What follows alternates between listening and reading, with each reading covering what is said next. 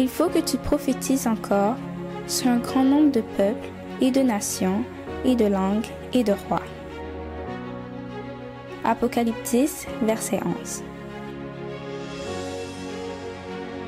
ASJH, 1889, du Cap Haïtien.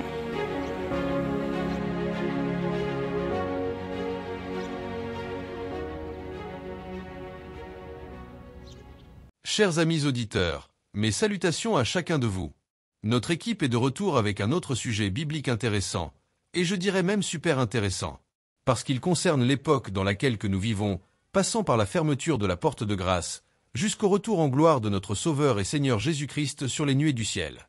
Une personne qui prend le temps d'écouter ce sujet et de se conformer à ce qui va être dit, aura certainement son nom gravé dans le livre de vie de l'agneau. Tous ceux que nous partageons avec vous sur nos chaînes YouTube sont importants, précieux et salutaires. C'est pour cela que nous vous demandons toujours à les partager aux gens de votre contact. Le principe est de toujours partager la bonne nouvelle du salut, et non de la conserver égoïstement. Le sujet d'aujourd'hui a pour titre « La marque de la bête ». Le premier endroit de la Bible où est mentionné cela est le 13e chapitre de l'Apocalypse. Le verset 17 de ce chapitre nous fait clairement savoir qu'aucune personne ne pourra ni acheter ni vendre sans avoir la marque de la bête.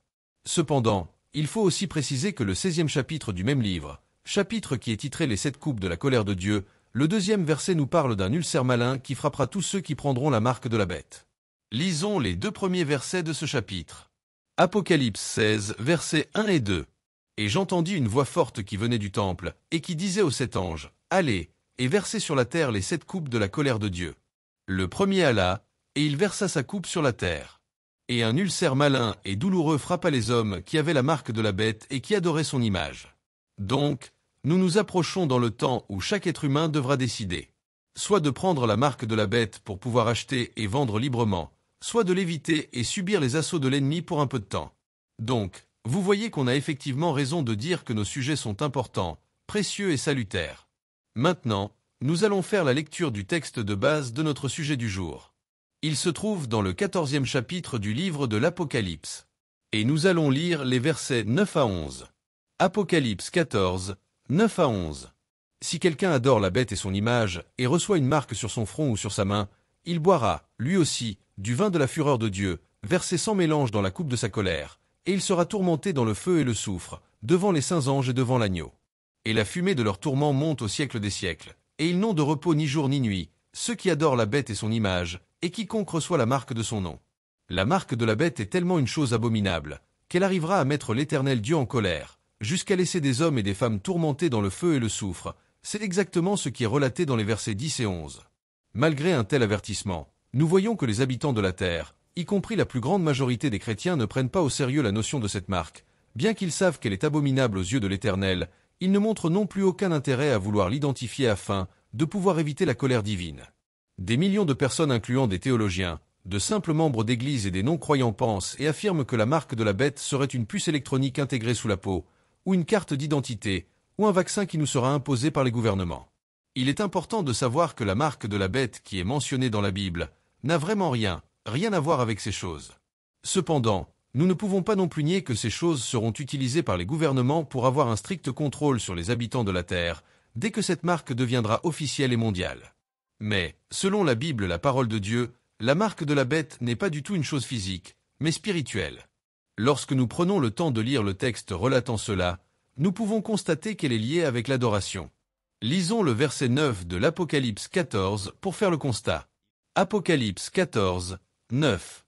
Le texte mentionne « Si quelqu'un adore ». Ce verbe signifie « rendre un culte à une divinité ». Pour un chrétien, c'est rendre un culte à Dieu. Cependant, dans le cas de l'Apocalypse 14, verset 9, c'est rendre un culte non à Dieu, mais à la bête. Lisons « Si quelqu'un adore la bête ». Puisque la marque de la bête est liée avec l'adoration, adoration de la bête, il nous est donc primordial de connaître la bête, chose qui va nous permettre d'identifier la marque en question. Voici une déclaration du Père Inright, ancien membre du Redemptoral College. Celui-ci a mentionné « Écoutez, chers amis, la Bible dit « Souviens-toi du jour du sabbat pour le sanctifier ». L'Église catholique dit « Non. Par ma puissance divine, j'abolis le jour du sabbat et vous ordonne d'observer le premier jour de la semaine. » Et voilà. Le monde civilisé tout entier se prosterne en une obéissance révérencieuse à l'ordre de la Sainte Église catholique. Le 11 novembre 1895, le chancelier du cardinal Gibbons Thomas a signé cette déclaration, mentionnant que « Le dimanche est notre marque d'autorité. L'Église s'élève au-dessus de la Bible et le transfert de l'observation du sabbat à l'observation du dimanche en est la preuve. » Fin de citation. C'est l'Église catholique elle-même qui a avoué qu'en transférant l'observation du sabbat au jour du dimanche, que cela devient sa marque d'autorité, et a aussi enlevé le deuxième commandement qui traite des images taillées. L'Église et son système papal ont apporté 2 changements majeurs qui traitent de l'amour de l'homme envers son Créateur. Chose que l'Éternel avait longtemps révélée par Daniel, son prophète.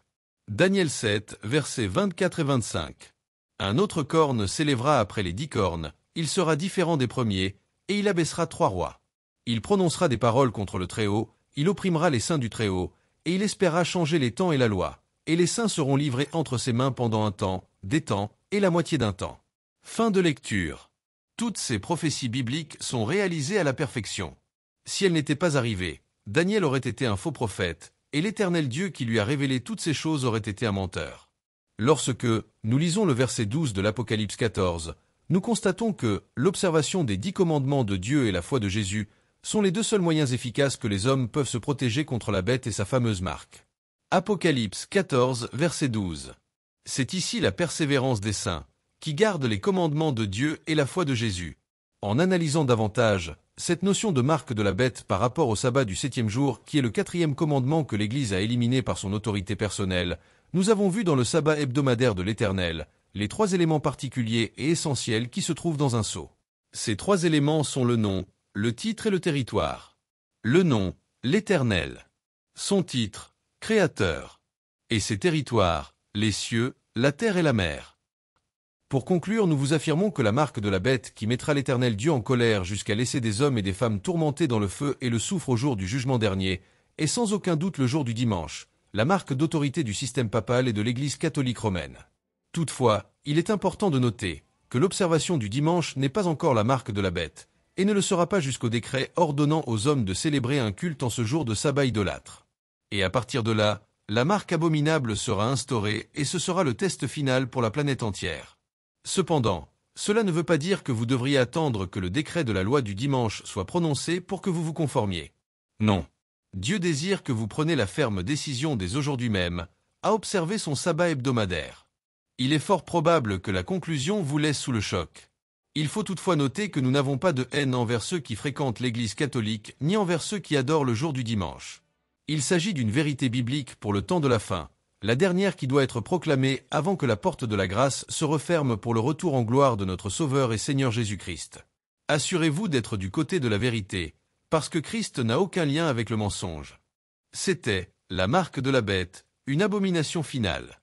Nous tenons à vous remercier pour avoir pris le temps d'écouter ce sujet. Sincèrement, nous souhaitons que l'Esprit de Dieu puisse vous convaincre de cette grande vérité salutaire pour notre temps. Nous aimerions vous rappeler de prendre le temps de la partager aux gens de vos contacts. Entre-temps, au nom de notre Sauveur et Seigneur Jésus-Christ, soyez bénis du Dieu des cieux.